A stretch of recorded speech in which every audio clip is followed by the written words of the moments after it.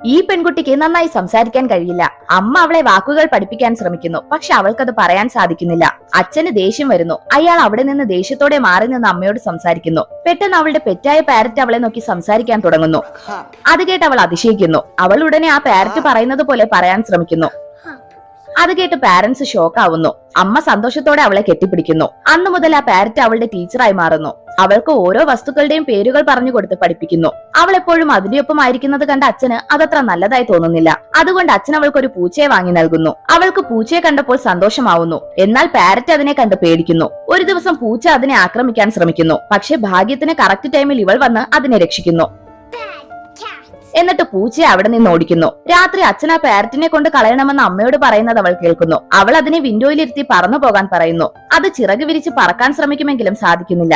അവസാനം അതിനെ സഹായിക്കുന്നതിനായി അവളും വിൻഡോയിലേക്ക് കയറുന്നു. അവൾ അതിനെ എങ്ങനെയാണ് പറക്കുന്നതെന്ന് കാണിക്കാൻ ശ്രമിക്കുമ്പോൾ സ്ലിപ്പായി തറയിൽ വീഴുന്നു. ഭാഗ്യത്തിന് കറക്റ്റ് ടൈമിൽ അച്ഛൻ അവളെ പിടിക്കുന്നു. ആ പാരറ്റാണ് ഇതിന് കാരണമെന്ന് വിചാരിച്ച് അടുത്ത ദിവസം തന്നെ അച്ഛൻ അതിനെ കളയാൻ കൊണ്ടുപോകുന്നു. അവൾ കരഞ്ഞുകൊണ്ട് പുറകെ ഓടുമെങ്കിലും അമ്മ അവളെ പിടിച്ചു വെക്കുന്നു. അതിനുശേഷം അതിനെ ഒരു ഷോപ്പിൽ വിൽക്കാനായി വെച്ചിരിക്കുന്നു.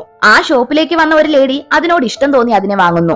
ആ ലേഡി അത് പറക്കുന്നത് പോലെ ഒരു ചിത്രം വരയ്ക്കുന്നു. ആ ചിത്രം കണ്ട പാരറ്റ് പറക്കാൻ ശ്രമിക്കുന്നു. അവസാനം അത് പറന്നുപോയി അവളെ കണ്ടുപിടിക്കാൻ ശ്രമിക്കുന്നു.